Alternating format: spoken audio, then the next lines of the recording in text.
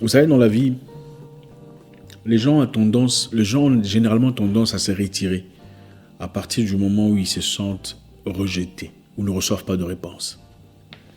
Vous savez de quoi je parle? Vous écrivez à quelqu'un, par exemple, quels qu'en soient les moyens, la plateforme, vous envoyez un mail à quelqu'un et il ne répond pas après un temps. Qu'est-ce que vous faites? La plupart se disent, bon, voilà, il a vu mon mail, il n'a pas répondu, bon, voilà, je passe à autre chose. N'est-ce pas? Vous envoyez un message à quelqu'un, quelque part ailleurs, sur les réseaux sociaux, on ne vous répond pas. Vous dites, bon, voilà, on ne m'a pas répondu, je laisse tomber.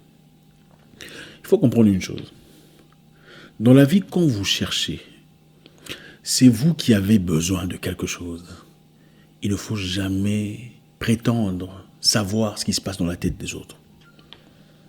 Celui qui a besoin, celui qui cherche, n'est pas censé avoir de la prétention ou de l'orgueil ou un peu trop d'estime de soi. La raison pour laquelle la plupart des gens se disent « bon, on ne m'a pas répondu, je ne vais pas continuer », c'est l'excès d'estime de soi, si pas l'orgueil. Écoutez, quand on n'a pas, on ferme sa bouche, on ferme ses émotions et on attend.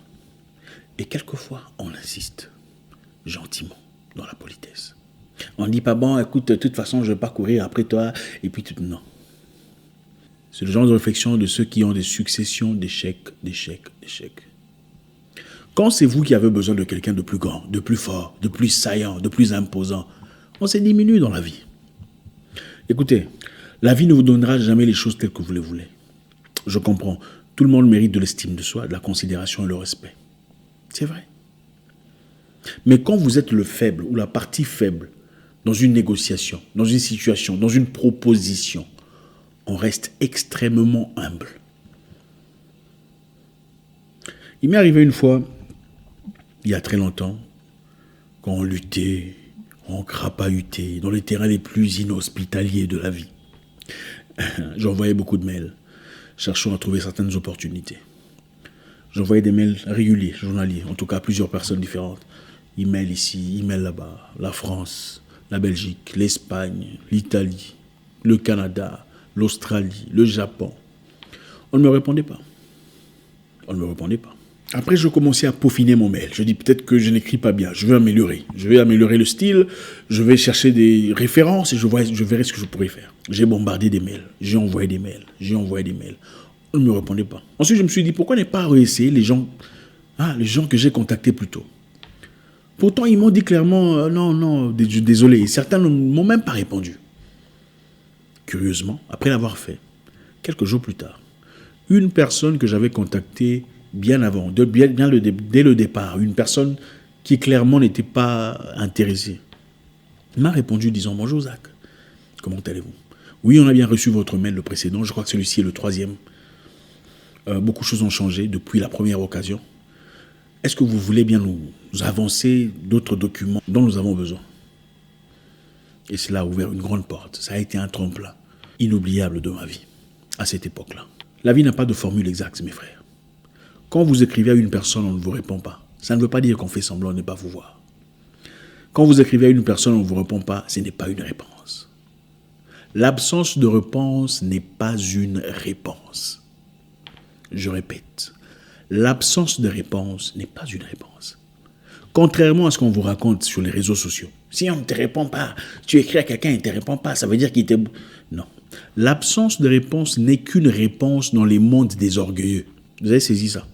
L'absence de réponse est une réponse dans les mondes des prétentieux. Parce qu'un prétentieux n'aime pas faire rencontre à un autre prétentieux. On le sait. La plupart des gens qui traitent les autres d'orgueilleux, des prétentieux, sont eux-mêmes les plus orgueilleux du monde. C'est ça la réalité. Le voleur n'aime pas être volé. Quand tu sais que quand toi on t'écrit, tu ne réponds pas, ça veut dire que c'est un non. Tu as l'impression que tout le monde, quand on ne répond pas, c'est un non. Les gens sont trop occupés dans leur vie. Quelquefois, ils ont des problèmes personnels, des situations à régler, des montagnes à surmonter. Ils n'ont pas le temps de vous répondre. Il y a des fois des gens voient votre mail, voient votre message, pensent avoir répondu, mais ont peut-être oublié. Ça ne veut pas dire qu'on ne vous a pas répondu et qu'on vous a négligé et qu'il faut passer à autre chose. C'est vous le demandeur. Le demandeur s'humilie toujours. En tout cas, se place plus ou moins à un niveau plus bas que celui à qui on demande. Dans la vie, on on ne gagne pas tout dans l'émotion.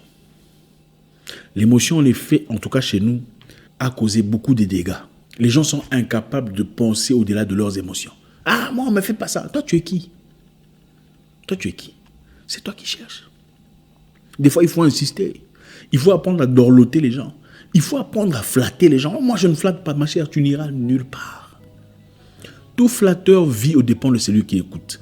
Quelquefois, il faut flatter pour avoir ce que vous cherchez. À partir du moment où vous avez ce que vous cherchez, alors là, on peut dire, je ne flatte pas. Vous n'avez rien. 35 $ en banque, avec un gros projet comme ça. Sans budget, mais je ne flatte pas. Je l'ai dit dans le passé, je le dirai encore une fois. Vous envoyez une demande d'amitié à quelqu'un sur Facebook ou sur peu importe. Hein, on ne vous répond pas après quelques jours. Vous éliminez la demande. Ah non, il a vu ma demande, il n'a pas répondu, donc je vais... Non, c'est vous qui êtes bête. Ce n'est pas la personne qui est orgueilleuse. C'est vous qui êtes tellement orgueilleux que vous n'arrivez pas à accepter le fait qu'une personne vous fasse attendre. C'est votre orgueil qui vous tue. Le demandeur apprend à s'humilier. Le demandeur apprend à insister dans la politesse. Le demandeur apprend à venir calmement, gentiment, sympathiquement. Mais malheureusement, dans nos communautés, on ne sait pas comment faire ça. Vous rencontrez une personne qui ne vous connaît pas, vous voulez qu'on vous traite égal à égal. Pourquoi? Pourquoi? Vous cherchez quelqu'un de proéminent, de saillant, de fort, une personne qui a déjà fait un nom. Vous voulez qu'il vous traite de égal à égal. Pourquoi? Sur base de quoi?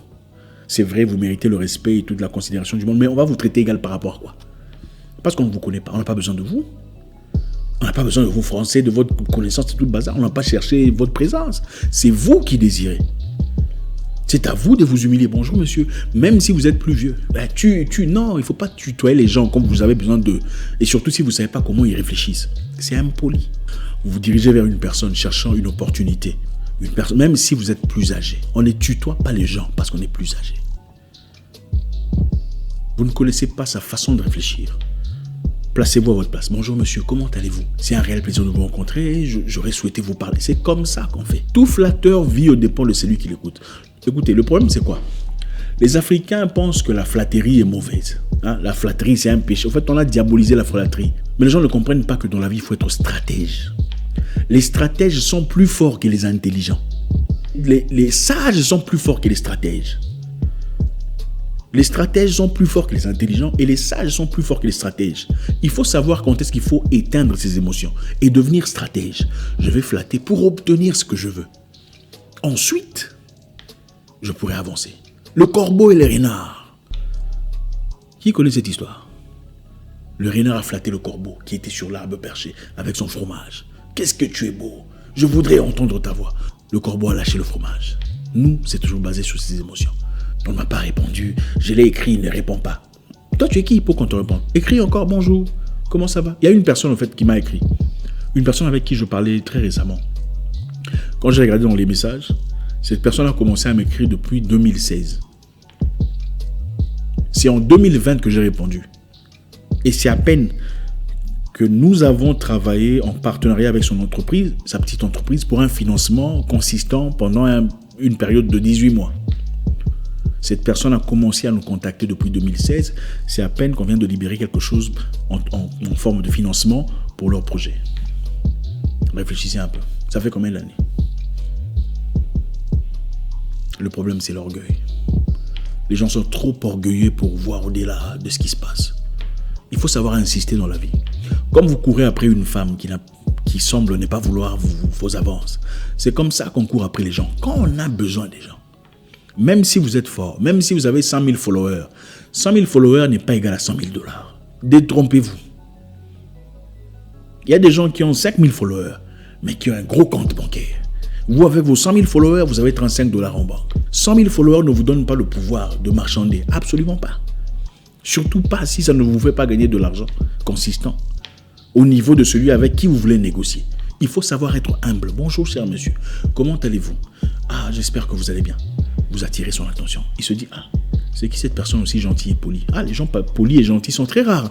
Vous attirez l'attention d'une personne. Ce n'est pas en l'insultant ou en le défiant ou en le montrant que vous pouvez faire mieux que lui. Ça ne marche pas, ça.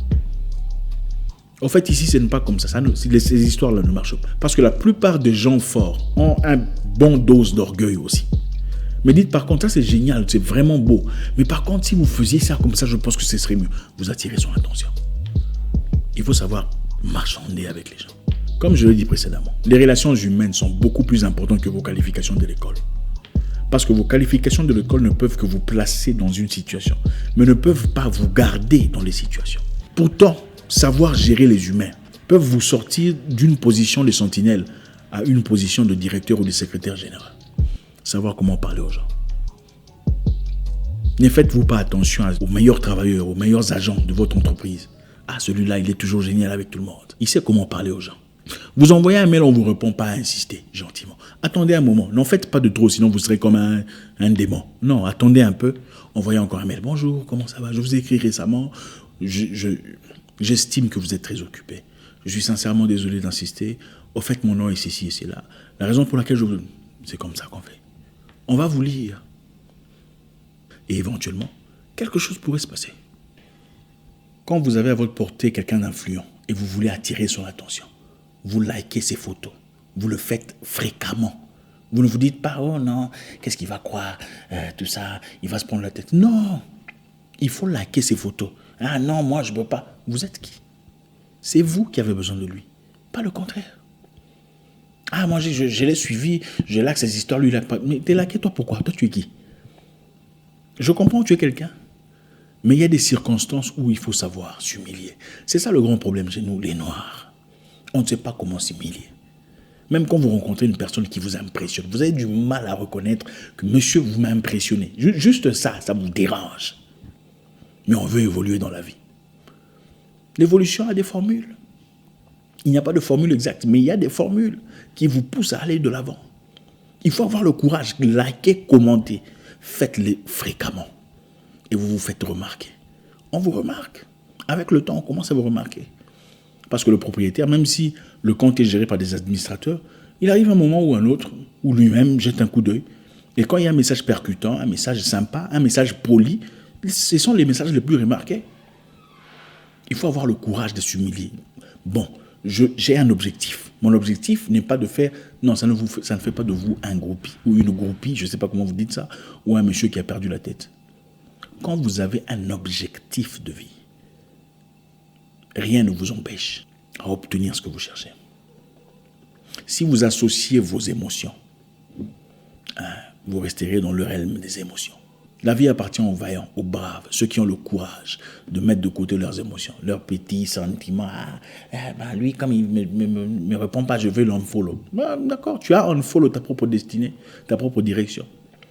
Pourquoi tu vas unfollow une personne qui va t'aider, qui pourrait t'aider en 3 mois à accomplir quelque chose que tu accompliras seul en 5 ans? Il faut être humble dans la vie. Écrivez encore, insistez, humiliez-vous, simplifiez votre situation. En fin de compte, on vous répondra. Il y a des situations, il faut faire preuve de personnalité. Ça, c'est quand vous avez vos petits copains, vos copines et vos histoires de famille. Quand c'est une histoire d'argent et que vous êtes la partie faible, il n'y a pas de personnalité. Oh, ma personnalité. Oui, vous allez mourir affamé avec ton $5 en banque. Voilà, c'est ça le résultat. On ne négocie pas avec les forts, essayant d'appliquer la force ou la personnalité. On applique plutôt le charme, le charisme, le tact, la présence, la consistance. Aujourd'hui, il y a beaucoup de choses à dire, mais je ne pourrai malheureusement pas continuer parce que, faute de temps, je vais devoir décortiquer, découper les choses morceau par morceau. Prochainement, on parlera de comment se placer pour rencontrer des gens influents. Dans la vie, il ne suffit pas d'avoir des belles photos. Il faut être réellement influent. Il ne s'agit pas de ce que vous connaissez ou ce que vous savez, ce que vous êtes capable de faire. Il s'agit plutôt de ceux qui vous connaissent et sont prêts à vous faciliter les tâches. Merci encore infiniment. Écrivez encore. Envoyez un autre mail. Envoyez une autre demande d'amis. Soyez patient. Si vous envoyez une demande d'amitié, on ne vous répond pas. Désactivez la demande, renvoyez la demande. Il y a des gens qui reçoivent 500 000, 2000 demandes ou de messages par jour. On n'a pas le temps de tout gérer. Si vous écrivez, on vous répond. Écrivez encore. Comme ça, votre message va passer au-dessus. C'est comme ça qu'on fait dans la vie. Merci infiniment. On continuera prochainement. Pour ceux qui veulent, faites-nous savoir sur les commentaires si ça vous intéresse. Comme ça, on fera une nouvelle vidéo. Mon nom est Zach Moikassa, le guerrier noir. Votre frère. God bless.